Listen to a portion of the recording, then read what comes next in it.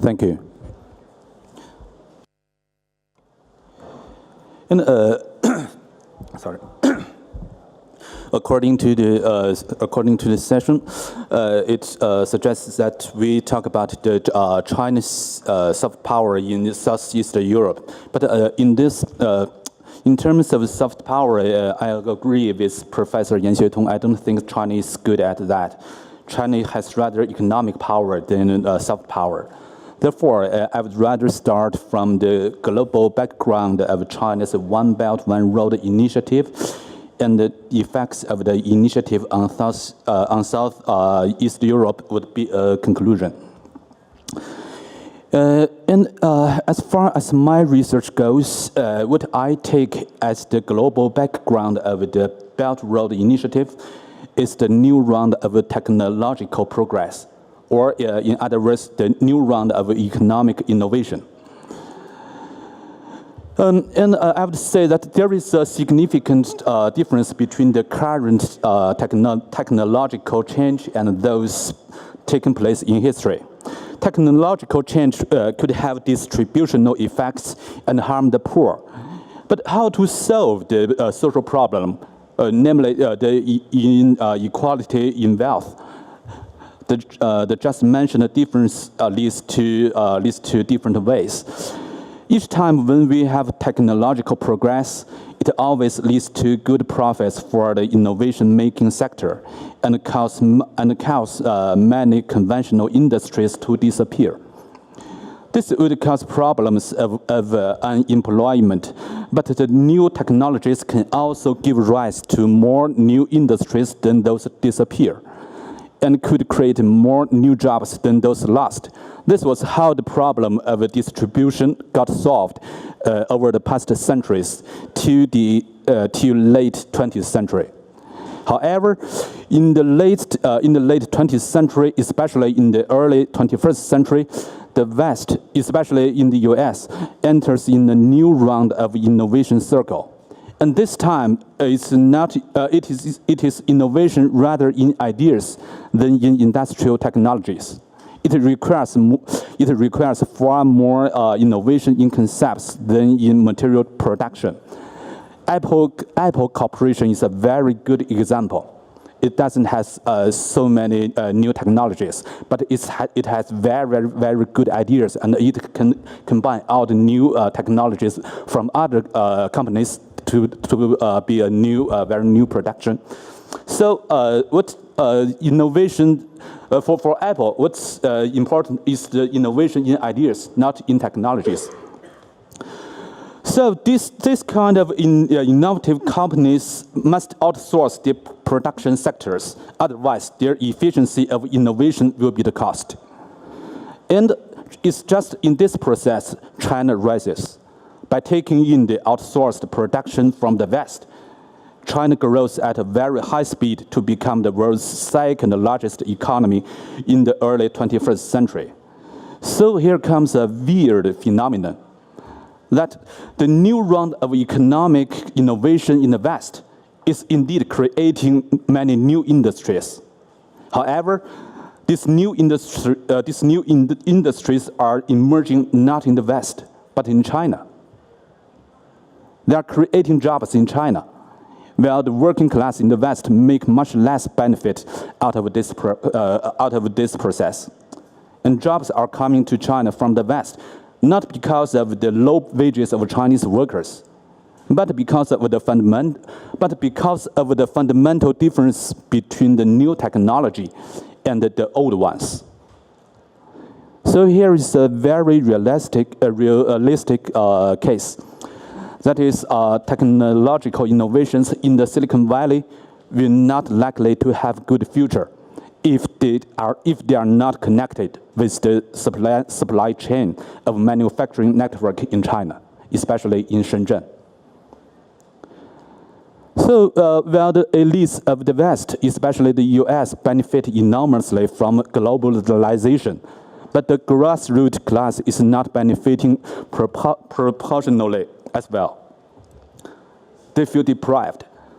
This causes class division deeper and causes the rising cry of anti-globalization in the West. and makes the class conflicts an important issue in domestic politics. And then we have President Trump.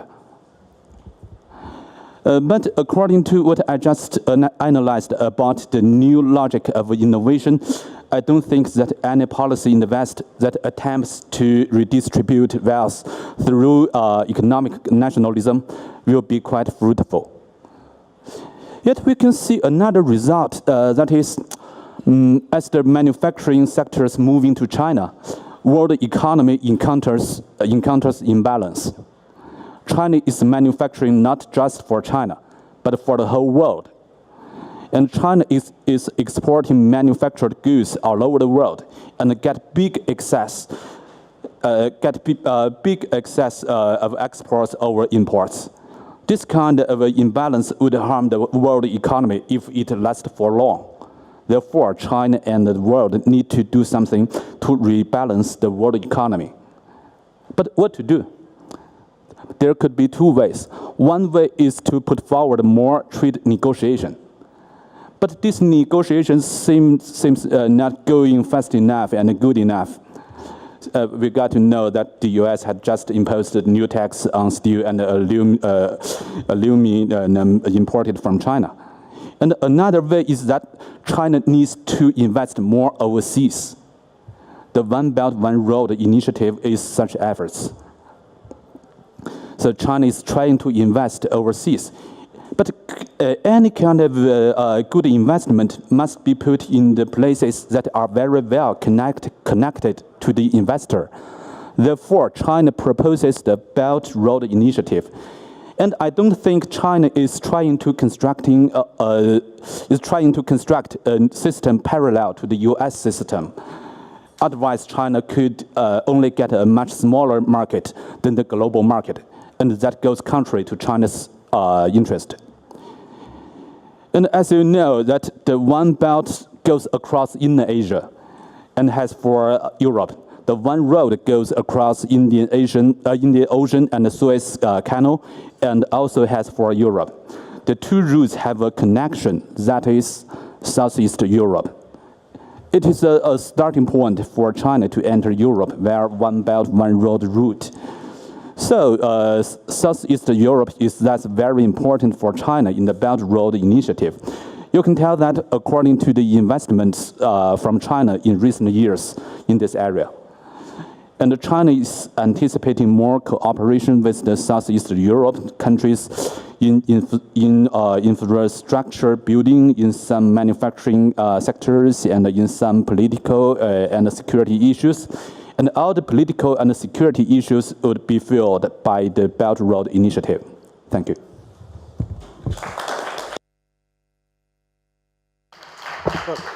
Thank you for being very disciplined. We have perhaps time for one or two very short questions. So, Professor Platias.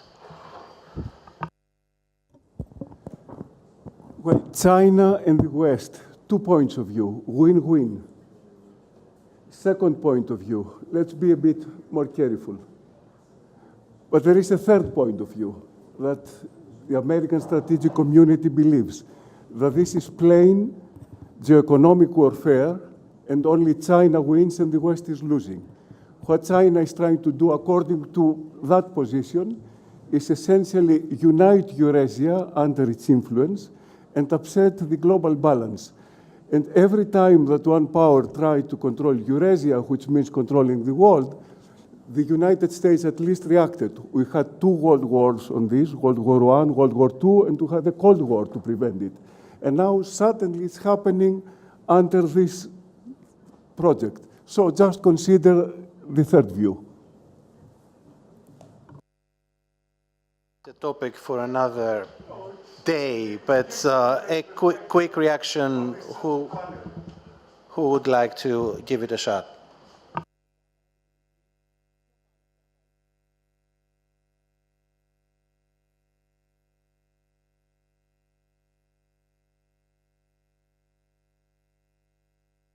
We treat that as a comment for the benefit of a discussion. Any other quick question? Yes, last one, please. Thank you so much. This is a very insightful panel. I'm wondering about the disruptive technology in China, and I think this is a part of soft power. I hear a lot of young people in Greece, in the West, and around Asia, and even in the US, that they're heading to Beijing or Shenzhen to learn about fintech, to learn about Chinese business analytics. So do you think if China kind of support the model of big data analytics and new technology as soft power through the Silk Road, that could be one of the first pillars of your soft power capacity outsourced to the West? Thank you. Indeed, the new technologies you just mentioned, they are innovated in the US, not in China. But China has such an enormous market.